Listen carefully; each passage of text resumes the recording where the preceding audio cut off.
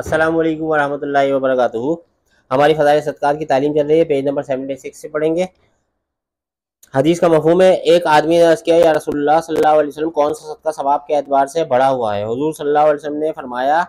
کہ تو صدقہ ایسی حالت میں کرے کہ تندرست ہو، مال کی حرص دل میں ہو، اپنے فقیر ہو جانے کا ڈر ہو، اپنے مالدار ہونے کی تمنا ہو، اور صدقہ کرنے کو اس وقت تک مؤخر نہ کر کہ روح حلق تک پہنچ جائے، یعنی مرنے کا وقت قریب آ جائے تو یوں کہے کہ اتنا مال فلاں مسجد کا اور اتنا مال فلاں مدرسے کا، حالانکہ اب مال فلاں وارث کا ہو گیا۔ فائدے میں شیخ الحدیث لکھتے ہیں کہ فلاں وارث کا ہو گیا کا مطلب یہ ہے کہ وارث کا حق اس میں شامل ہو گیا ہے، اسی لیے وصیت صرف 1/3 میں ہو سکتی ہے، اور مرض الموت کے صدقات بھی 1/2 میں ہو سکتے ہیں، اس سے زیادہ کا حق مرنے والے کو نہیں ہے۔ اسی واسطے ایک اور حدیث میں حضور صلی اللہ علیہ وآلہ وسلم کا ارشاد ہے کہ حضور صلی اللہ علیہ وسلم کا ارشاد ہے کہ آدمی کہتا ہے میرا مال، حالانکہ اس کا مال صرف 3 چیزیں ہیں، جو کھا لیا یا پہن لیا یا اللہ کے خزانے میں صدقہ کر کے جمع کر دیا۔ کیا فرمایا میرے دوستو کہ 3 چیزیں ہیں جس میں اس کا مال ہے، جو کھا لیا، جو پہن لیا، یا اللہ کے خزانے میں صدقہ کر کے جمع کر دیا۔ اس کے علاوہ جو رہ گیا وہ جانے والا ہے، یعنی یہ شخص اس کو لوگوں کے لیے چھوڑنے والا ہے۔ ایک اور حدیث میں ہے کہ آدمی اپنی زندگی میں 1 درہم صدقہ کر دے، وہ اس سے بہتر ہے کہ مرتے وقت 100 درہم صدقہ کرے۔ اسی لیے یہ واقعی مرتے وقت تو وہ گویا دوسرے کے مال میں سے صدقہ کر رہا ہے کہ اب اس کا کیا رہا، اس کو تو بہرحال اس مال کو چھوڑ کر جانا ہے۔ ایک اور حدیث میں حضور صلی اللہ علیہ وسلم کا ارشاد نقل کیا گیا کہ جو شخص مرتے وقت صدقہ کرتا ہے، اس کی مثال ایسی ہے جیسا کہ کوئی شخص جب خوب پیٹ بھر لے تو بچے ہوئے کھانے کا ہدیہ تحفہ کسی کے پاس لے کر جائے۔ حضور اقدس صلی اللہ علیہ وسلم نے مختلف مثالوں سے اس پر تنبیہ فرمائی کہ اصل صدقہ کا وقت تندرستی اور صحت کا ہے، کہ اپنے نفس سے اصل مقابلہ اسی وقت ہے، لیکن ان سب کا مطلب یہ نہیں کہ مرتے وقت کا صدقہ یا وصیت بیکار ہے، بہرحال ثواب اس کا بھی ہے، ذخیرہ آخرت وہ بھی بنتا ہے، البتہ اتنا ثواب نہیں ہوتا جتنا اپنی ضرورتوں اور راحتوں کے مقابلے میں صدقہ کرنے کا ثواب ہے۔ حق تعالی شانہ کا ارشاد ہے، سورہ بقرہ رکوع نمبر 22، آیت کے ترجمے کا مفہوم ہے، تم پر فرض کیا جاتا ہے کہ جب تم میں سے کسی کی موت آنے لگے، اگر وہ مال چھوڑے تو والدین اور دوسرے رشتہ داروں کے لیے کچھ وصیت کر جائے جو معروف طریقہ پر ہو، جن کو خدا کا خوف ہے، ان کے ذمے یہ ضروری چیز ہے۔ یہ حکم جو اس آیت شریفہ میں ذکر کیا گیا ابتدا اسلام کا ہے۔ اس وقت ماں باپ کے لیے بھی وصیت فرض تھی، اس کے بعد جب میراث کا حکم نازل ہوا تو والدین اور جن رشتہ داروں کا حق شریعت نے معین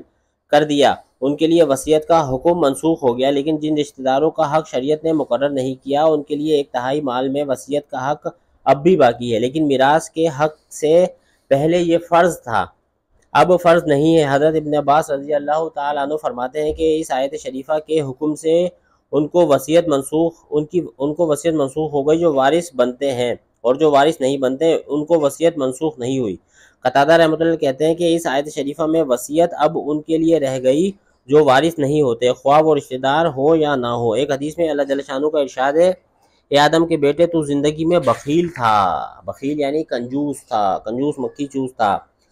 مرنے کے وقت اسراف کرنے لگا، 2 برائیاں اکٹھی نہ کر، ایک زندگی میں بخل کی، دوسری مرنے کے وقت کی، تو اپنے ایسے رشتہ داروں کو دیکھ جو تیری میراث سے محروم ہیں، اور ان کے لیے کچھ وصیت کر جا۔ آیات میں نمبر 2 پر خود حق تعالی شانہ کے پاک کلام میں بھی اس طرف اشارہ گزر چکا ہے کہ صدقہ اس وقت کا افضل ہے جب کہ آدمی کو مال کی محبت ستا رہی ہو، بمقابلہ اس کے کہ دل سرد ہو چکا ہو۔ ایک حدیث میں ہے کہ اللہ جل شانہ اس شخص سے ناراض ہوتے ہیں جو اپنی زندگی میں تو بخیل ہو اور مرنے کے وقت سخی ہو۔ اس لیے جو لوگ صدقات و اوقاف میں مرنے کے وقت کا انتظار کرتے ہیں، یہ پسندیدہ چیز نہیں۔ اول تو اس کا علم کسی کو نہیں کہ کب اور کس طرح موت آ جائے۔ متعدد واقعات اس قسم کے قابل عبرت دیکھنے میں آئے کہ مرنے کے وقت بہت کچھ صدقات اور اوقاف کرنے کی امنگیں لوگوں میں تھی، لیکن بیماری نے ایسا گھیرا کہ مہلت ہی نہ لینے دی، کسی پر فالج گر گیا، کسی کی زبان بند ہو گئی، کہیں ورثہ تیماردار بیچ میں حائل ہو گئے، اور اگر ان سب عوارض سے بچ کر اس کی نوبت آ بھی جائے تو بہت کم آتی ہے، تب بھی وہ درجہ ثواب کا تو ہوتا نہیں جو اپنی خواہشات کو نقصان پہنچا کر صدقہ کرنے کا ہے۔ البتہ اگر اپنی زندگی میں کوتاہی سے نہ کر سکا ہو تو مرنے ہی کے وقت کو غنیمت سمجھے کہ مرنے کے بعد کوئی کسی کو نہیں پوچھتا، سب 2-4 دن رو کر بھول جاتے ہیں، سب جو 2-4 دن رو کر بھول جاتے ہیں۔ روزانہ کے یہ مشاہدے ہیں، جو کچھ لے جانا ہے خود ہی اپنے ساتھ لے جاؤ، کام دے گا۔ اللہ پاک بھائی ان تمام احادیث پر عمل کرنے والا بنائے، ان کو دوسروں تک پہنچانے والا بنائے۔ میرے دوستو پیج نمبر 78 تک پڑھا ہے، پھر آگے بڑھیں گے۔ سبحان اللہ و بحمدہ، سبحانک اللہم و بحمدک، نشہد ان لا الہ الا انت، نستغفرک ونتوب الیک۔ سبحان ربک رب العزۃ عما یصفون، وسلام علی المرسلین، والحمد للہ رب العالمین۔